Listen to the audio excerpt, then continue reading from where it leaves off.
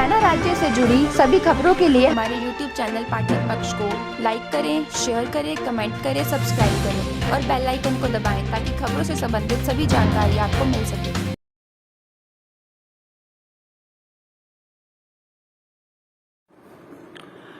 प्रसाद साहब, आप हरियाणा की राजनीति में 44 साल से हैं और आज जो वर्तमान स्थिति है वो बड़ी गरिमा में है।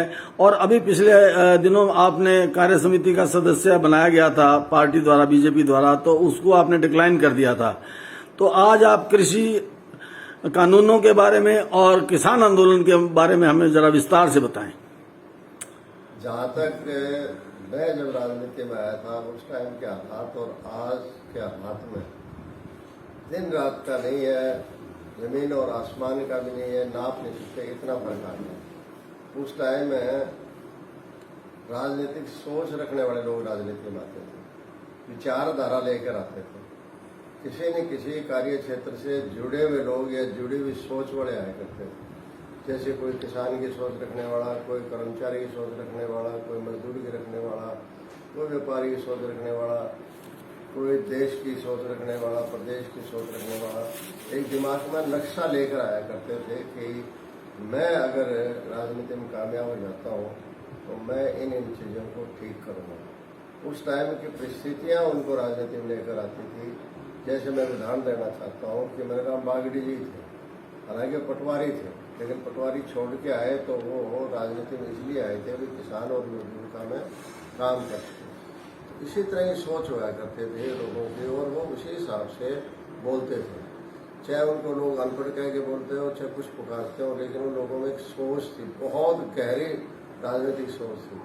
और चौधरी देवलाल जी छोटी उम्र में इस चीज़ से प्रभावित हुए, देश की आज़ादी की लड़ाई से एक सोच लेकर आए थे कि देश की आज़ादी की लड़ाई लड़े और देश आज़ाद हो ताकि हमारा अपना लोगों द्वारा बनाया गया राज बने। इस तरह के लोग राजनीति में आए थे और वो राजनीति में काफ़ी हद तक कामयाब भी रहे। परिस्थितियाँ बदलती गई, चलो हारे जीते, उनके दिमाग में हार और जीत भी नहीं आती थी। वही सोच लेकर जो है ना मैं आया था, हालांकि मेरी कोई सोच नहीं थी, मैं राजनीति में मेरा कोई मतलब ही नहीं था, सोचा ये था कि राजनीति में आऊँगा। लेकिन भट्टू से चुनाव लड़े थे चौधरी देवलाल जी, जून का महीना था और 1977 की बात थी। तो मैं उनको यहाँ अचानक मिल गया, मुलाकात हो गई और इसी बात से वो बात आगे बढ़ती गई और बढ़ते बढ़ते चौधरी देवलाल जब सीएम बन गए, उसी अगले महीने बन गए, तो उन्होंने जो है ना मैं उनको मुबारकबाद देने गया, तो उन्होंने मुझे चिट्ठी पकड़ा दी कि तुम्हें जो है ना अभी पॉलिटिकल सेक्रेटरी लगाया जाता है चीफ मिनिस्टर। तो मैं बहुत हेजिटेशन में था, सोच में था कि ये मैं काम पूरा कैसे करूँगा, मुझे पता ही नहीं था राजनीति के बारे में। उन्होंने कहा आप भी हो जाए, मतलब अपने आप ही सीख जाए तो काम। चलो 2 साल में उनके साथ रहा और उसके बाद जो है ना जब मैंने उनका देखा तरीका तो थोड़ा थोड़ा बाद में मुझे भी ये हुआ कि भी राजनीति में आना चाहिए। तो मैंने तरीका देखा उत्पल साहब कि चौधरी देवलाल जब सीएम बने तो मैं और जगदीश उनका छोटा बेटा था, उन दोनों को मुझे बुलाया और कहने लगे कि तुम कोठी का सामान बाजार से लेकर आओ, खादी बोर्ड से या पुरानी दुकान से। हम तौलिया, तेल, साबुन, चादरें, बिस्तर, सब चीज़ बाजार से लेकर आए, इवन बर्तन भांडे भी बाजार से लेकर आए थे। चीफ मिनिस्टर कोठी के लिए ले गए थे, बाहर से ले गए। गैस का कनेक्शन भी जहाँ मिलता था सरकारी संस्था से, वहाँ से तस्वीर करा के MLA हॉस्टल में वहाँ जाके हमने करा के बाजार से हम वो 2 गैस का कनेक्शन भी लेके आए।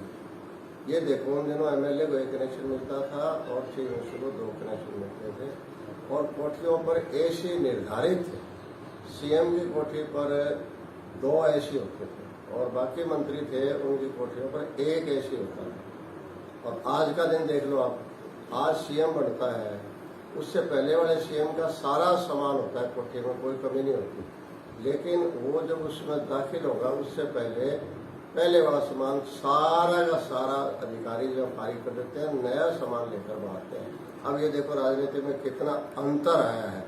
और मैं यहाँ तक है धीरे धीरे चलो आगे बढ़ा, 80 में चुनाव लड़ा, चुनाव हार गए थे, फिर 82 में लड़ा, 82 में आज़ाद लड़ा क्योंकि पार्टी की टिकट कट गई थी, चौधरी साहब से पूछ के लड़ा था उन्होंने कह दिया कि ठीक है तू जीत सकता है तो चुनाव लड़।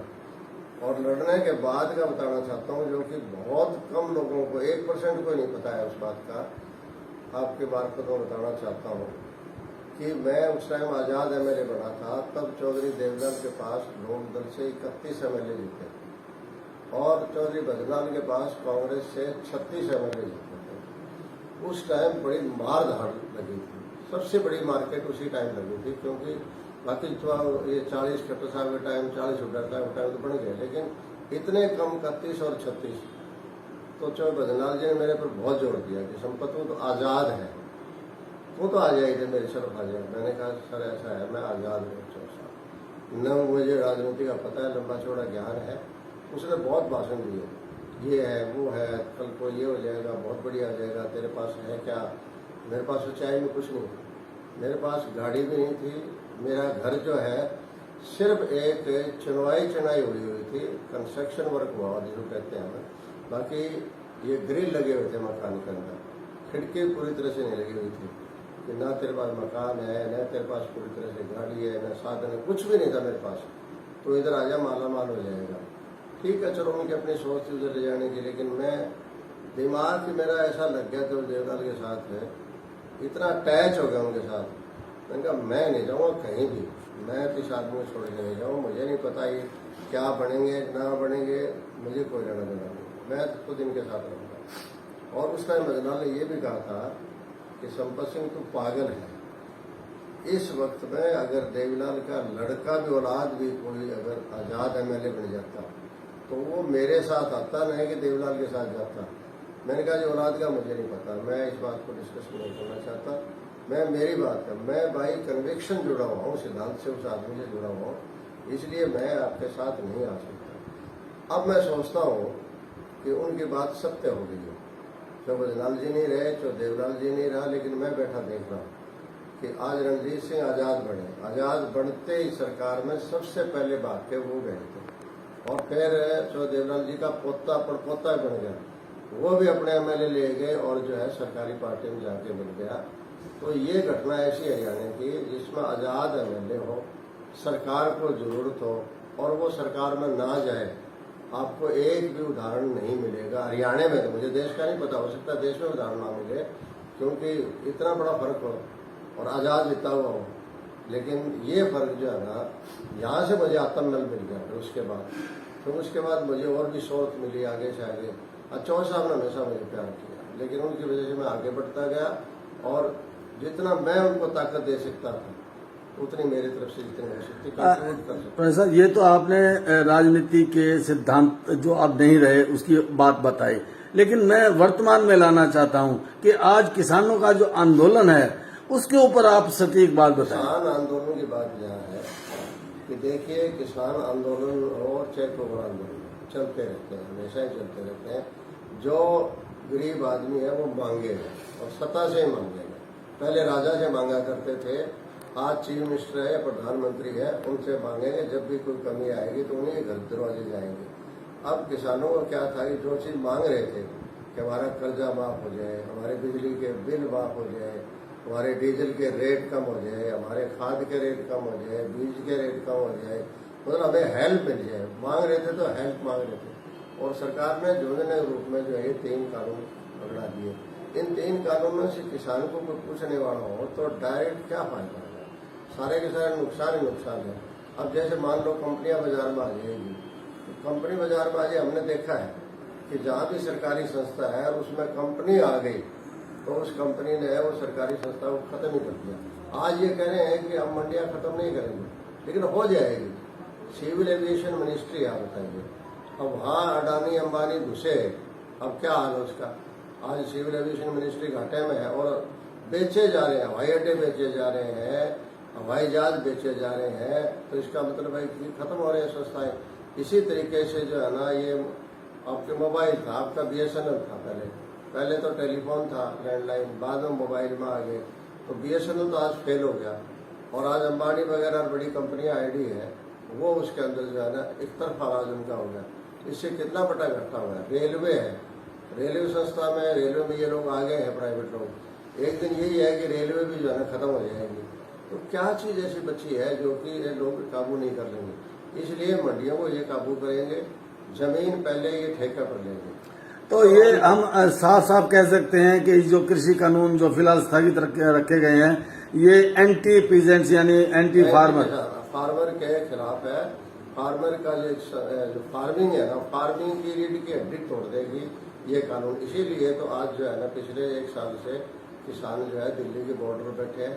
पहले पंजाबी किसान वहाँ रेलवे लाइनों पर बैठे रहे, और फिर सभी किसानों ने मिलकर जो इनकी 40 बड़ी बड़ी यूनियन थी, वो 40 के 40 यूनियन ने एक संगठन बना लिया, और वो आके दिल्ली के तीनों चारों तरफ जो है आके बैठ गए हैं। और सरकार ने शुरू में इनकी बातों को सुनने के लिए इनको बुलाया, लेकिन इसमें एक कमी रही। देखिए गुल साहब, मैं राजनीति में रहा हूँ तो सरकार में भी रहा हूँ, विपक्ष में भी रहा हूँ। आंदोलन हमने किए भी है और आंदोलन का सामना किया भी है, और बड़े बड़े आंदोलन, जैसे आप देखोगे कंडेला आंदोलन को कम नहीं था, सारा हरियाणा बंद हो गया था, 6-7 लोग मर गए थे गोलियों से, और सारा हरियाणा बंद हो गया कि जींद बीच में पड़ता है, जिधर भी रास्ता जाएगा ना वो जींद से जाता है। उस टाइम सारे रास्ते रुके थे, आंदोलन का हल नहीं निकल रहा था, जोर मार रहे थे। फिर एक टाइम ऐसा आया कि मेरा उनसे संबंध स्थापित हुआ, और मैंने उनसे बात की, क्या लगा जी आप आ जाओ, हम बात करने के लिए तैयार। मैं जींद के रेस्ट हाउस में गया और बातचीत की, और चौटाला साहब शाम को टेलीफोन आया, बोले संपत छोड़ो इनके पास, बोलिए अभी बात लग सकती है नजदीक, थोड़ा सा टाइम दो, क्योंकि इस आंदोलन को हमने बढ़ावा दिया है। जो उससे पहले जब चुनाव थे 2000 के अंदर, चुनाव के टाइम चौधरी ओम प्रकाश चौटाला जी स्टेजों पर कहते थे कि ना मीटर होगा ना मीटर रीडर होगा। यही मांग किसान कर रहे थे कि हमारे बिजली के बिल माफ करो, क्योंकि आपने कहा था मीटर नहीं होगा, मीटर रीडर नहीं होगा, इसका मतलब क्या बिजली मुफ्त में दी जाएगी। तो उनकी बात को तो मानना पड़ेगा उनको। फिर बाद में कहने लगे मैं तो जा रहा हूँ भाई, अमेरिका का जो आपका यूरोप का कनाडा का हमारा टूर था करता, तो मैं उनको हवाई अड्डे से मना कर गया। देखो आप यहाँ से ये चीजें आम आदमी को नहीं पता है, हवाई अड्डे से मना करके आया कि मैं तो जितने दिन जेल में आग लगी है, किसान बैठे सड़कों पर, मैं कहीं नहीं जाऊँगा। कहने चलो मैं चला जाता हूँ, तुम बाद में आ जाना। उसके 2 दिन बाद मैंने उनके साथ रिश्ता स्थापित किया, और करने के बाद उनसे बातचीत हो गई। अगले दिन 7 बजे जो है ना वो बात खत्म हुई हमारी, और वो मान गए, और उसके बाद अमन चैन हरियाणा प्रदेश में आ गया। तो मैं कहना चाहता हूँ सरकार को कि आप पहले किसानों की बात सुनो, आप अपनी मत सुनो। अब इतनी बार बात हुई है ना, सरकार ने कानूनों के फायदे गिनाए हैं, तो फायदे आप गिनाते जाओ, कोई बात नहीं। पहले अखबारों में गिना लिया आपने, आपका सरकारी तंत्र है माध्यम है उससे गिना लिया, प्राइवेट चैनल्स भी लगभग उन्हीं के हो गए आजकल, तो सबने बहुत सुना दिया। अब आप इनकी बात सुनो, उनकी सुनता नहीं कोई। मैं आज भी कहता हूँ, गारंटी से कहता हूँ कि किसान को आप सवेरे बुलाओ और शाम तक उनकी बात सुनो पूरी, उनके मन की बात उनके आने दो आगे कि क्या चाहता है किसान, क्या चाहता है किसान। आप मत बोलो, नहीं बोलेंगे तो उसी दिन शाम तक हल हो जाएगा। शाम तक नहीं होगा, एक मीटिंग और बुला, दूसरी मीटिंग खत्म हो जाएगा। ये सरकार ने जो अहम पाल रखा है ना कि भाई हम बड़े हैं, ठीक है आप बड़े हो, इसमें कोई दो राय नहीं, सरकार बहुत बड़ी सी होती है, लेकिन जनता ने बढ़ाई है। फिर कह देते हैं कई बार ये हो जाएगा, इसमें कांग्रेस के लोग आए हुए हैं, इसमें कामरेड लोग आए हुए हैं। कांग्रेस और कामरेडों में दम कहाँ था? अगर उनमें दम होता तो बीजेपी हरियाणा प्रदेश में 4 लाख से लेकर 8 लाख तक पार्लियामेंट में कैसे भी जीतती? दूसरी पार्टी में दम ही नहीं था, सारा एक तरफा हो रहा था, बीजेपी में हो रहा था हरियाणा प्रदेश से। तो आज उनको नहीं, किसानों को आप ये मत कहो दूसरी पार्टी हो गया, वो लोग आपको ही वोट देने वाले थे, आपको ही ताकत देने वाले थे, और कल को आप ठीक रहो तो आपको फिर ताकत दे देंगे, और नहीं रहेंगे ठीक तो देखो जनता है, जनता सबसे बड़ी जनता होती है, वो जो है ना कभी भी आपको हटा भी सकती है, जो लाती है तो